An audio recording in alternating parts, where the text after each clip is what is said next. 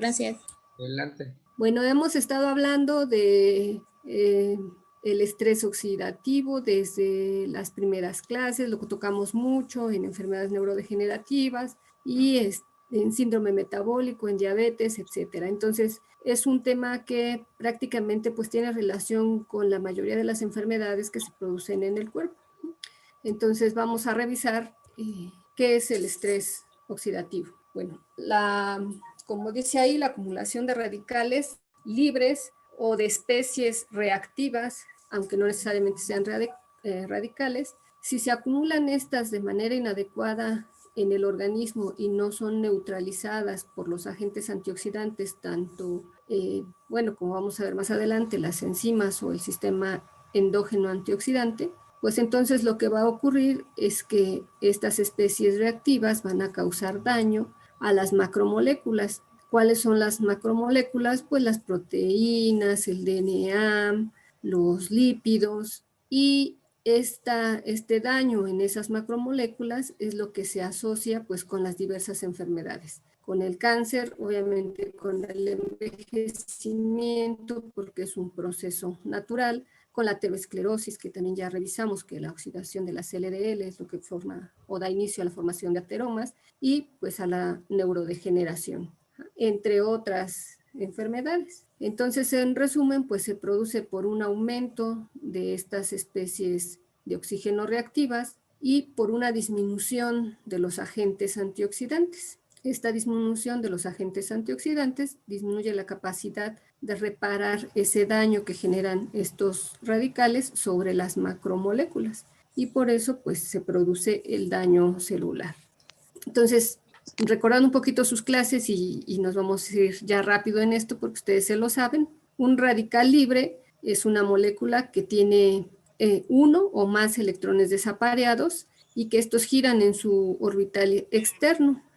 Esta configuración pues hace que este átomo o esta molécula sea altamente inestable y busque estabilizarse obteniendo electrones de otras moléculas.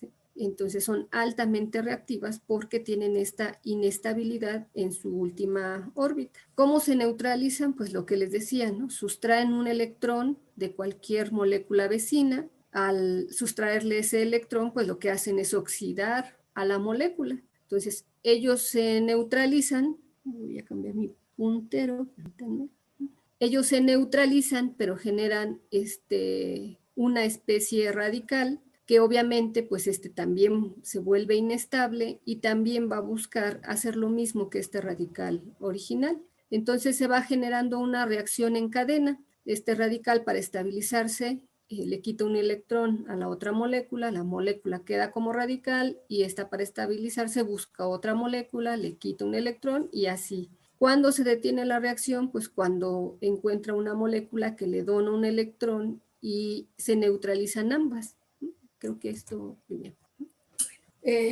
¿Cuáles son las fuentes de radicales dentro del organismo? Una de ellas, la principal, pues la respiración. ¿Por qué? Pues porque usamos el oxígeno durante la respiración y del 1 al 3% de oxígeno que se consume se transforma en radicales libres, radicales de oxígeno. Bueno, los radicales provenientes del oxígeno pues se llaman especies de oxígeno reactivas. ¿Y cuáles son estos principales? Los que son radicales es el radical peróxido, el radical hidroxilo y el anión superóxido.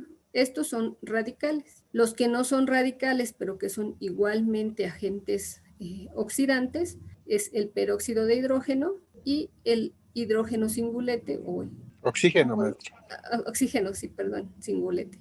Oxígeno singular. Entonces, en español. ¿Eh? Oxígeno singular. Singular, sí. Entonces, estas tres especies son las que son radicales y estas no son radicales, pero sí son altamente inestables y también producen oxidación. Entonces, ¿cómo se forman estos radicales de oxígeno? Pues por una reducción secuencial del oxígeno, precisamente durante la respiración. Entonces, el oxígeno molecular va ganando electrones durante este proceso hasta formar agua. Y durante este proceso, bueno, gana un electrón y se forma el radical superóxido, luego gana 2 electrones. De este lado tenemos el ion hidroxilo. Como ion, el hidroxilo es un agente estable. Este no es un radical, pero si gana un electrón, más bien si pierde un electrón aquí, este se convierte en el radical hidroxilo. Y de estas 3 especies de oxígeno, creo que esto tiene movimiento. De estas 3 especies, el anión superóxido, el peróxido y el radical hidroxilo, el más reactivo es el radical hidroxilo. Todavía al anión superóxido y al peróxido, los agentes antioxidantes endógenos los pueden neutralizar, pero este radical hidroxilo es más difícil de neutralizar y es el que es más reactivo. Bueno, ahí está, es que me faltaba eso. ¿Sí, ¿Sí se entendió? ¿Está claro? Sí, profesora. Bueno, entonces lo que les decía ahorita es que durante la respiración la mayor parte del oxígeno se reduce hasta agua, precisamente por este complejo, el citocromo oxidasa, que se encuentra en la mitocondria. Y esta sería la reacción, esta que acabamos de revisar. El oxígeno molecular recibe 4 electrones para formar 4 protones para formar 2 moléculas de agua. Pero durante este proceso pues se forma el radical superóxido, peróxido de hidrógeno y el radical hidroxilo. Y obviamente pues el agua, ¿sí? Entonces es un proceso normal, un proceso natural y de hecho muy importante dentro del organismo para la utilización del oxígeno y pues la consecuente producción de agua, aunque en este proceso se estén generando estas especies de oxígeno reactivas. ¿Por qué, aunque se estén generando estas especies de oxígeno reactivas, no causan daño? Bueno, pues porque existen los antioxidantes endógenos. Aquí ya se representa lo que sería la mitocondria, esa misma reacción que vimos acá, esta es la que está aquí.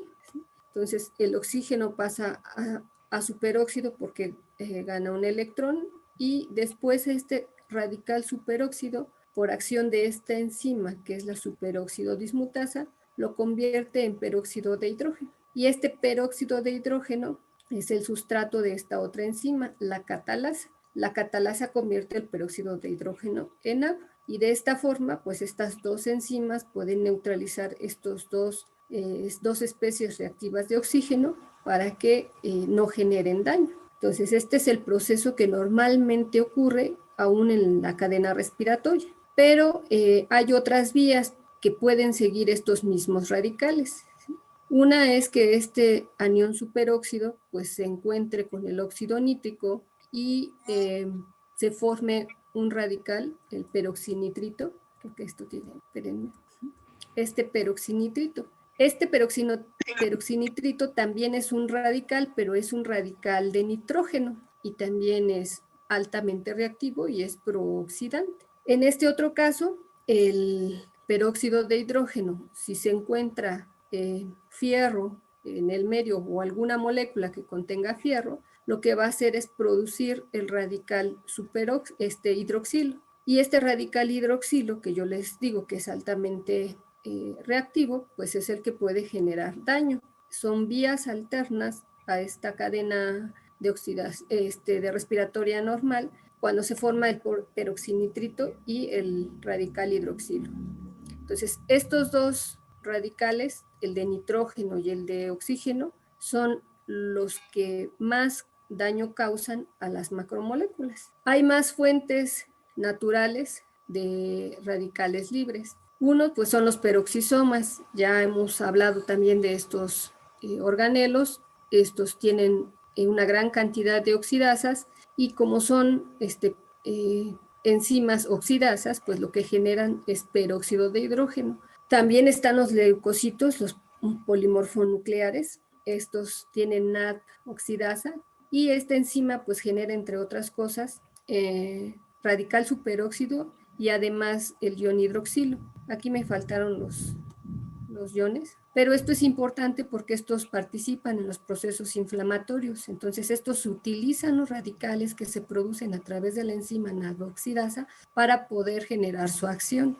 También es un proceso normal. Y también la enzima xantina deshidrogenasa, que esta está presente en endotelios y que depura normalmente a las xantinas en situaciones de isquemia y luego reperfusión. por alguna situación que se interrumpa momentáneamente el flujo sanguíneo en algún lugar y después se reincorpore ese flujo sanguíneo, es un aporte, digamos, pues de repente explosivo así o de gran cantidad de sangre que lleva oxígeno, y en ese caso se producen radicales de oxígeno, principalmente el superóxido. Entonces, estos procesos naturales dentro del organismo también generan radicales libres. Ya se acabó el tiempo. ¿Ya? Sí.